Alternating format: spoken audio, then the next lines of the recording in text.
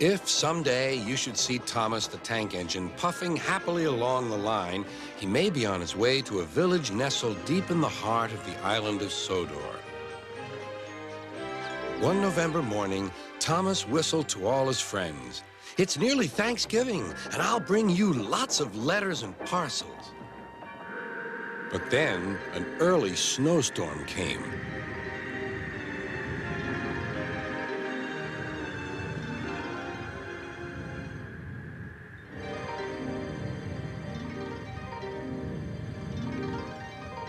The island was covered with thick snow.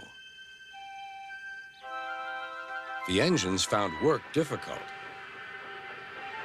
Some had to help clear snow from the track, and workmen hacked away at the frozen banks of ice. Thomas and Percy were collecting important mail for Thanksgiving. "Driver says there's lots of mail for the village," said Thomas. "I'll need an extra car for it all." Percy was feeling left out. "It's not fair. You're not leaving any mail for me." But Percy's chance had come. "There's been a change of plan," said Thomas's driver. "Sir Topham Hatt needs us at the big station. Percy, you are to take Thomas's train to the village." Percy was delighted, but Thomas was sad. "I won't be able to say Happy Thanksgiving to all my friends." "Don't worry," said Percy kindly. "I'll do it for you." "It's not the same," sighed Thomas.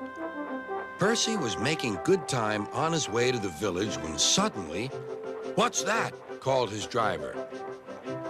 There ahead was a fogman by the line. He was holding a red light. "The village is cut off by the snow," he shouted. "We need snowplows, workmen, and a helicopter. Leave your cars in the sidings and go back quickly." Percy was soon steaming to Harold's airfield. "Beep, beep," whistled Percy. "Wake up, lazy wings. The mountain villagers need your help. They're stranded." "Whiz-oh," replied Harold. "I like an emergency to keep me warm." And he buzzed away. "Now," sighed Percy, "what's next?" Suddenly, there was Thomas with Terence the tractor and a works train. "Come on, Percy," whistled Thomas. "Follow me." The two engines battled their way through the snow. At last, they reached the village. Harold was already there, busily dropping food for Thanksgiving dinner to the people below. Terence quickly got to work. "Lovely stuff," he said as he pushed the snow aside. "Well done, Percy! Well done, Thomas!" cheered the villagers. "Percy, I've just remembered, your mail train is still back at the siding, isn't it?" Percy hurried back to fetch it. Just then, Toby arrived with Henrietta. "We've brought lots of hot drinks and food for the villagers," he whistled. That night, all the engines had gone back to the sheds, except Toby. The villagers had made a plan to thank the engines.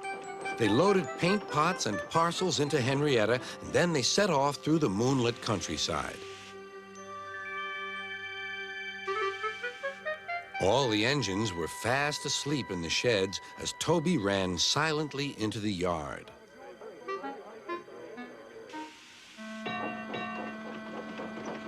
He had no idea what the villagers were going to do, but he knew it was going to be a big surprise. When the engines woke the next morning, they could not believe their eyes. The sheds had been repainted and decorated. The engines whistled in delight, and everyone agreed that it was a really happy Thanksgiving.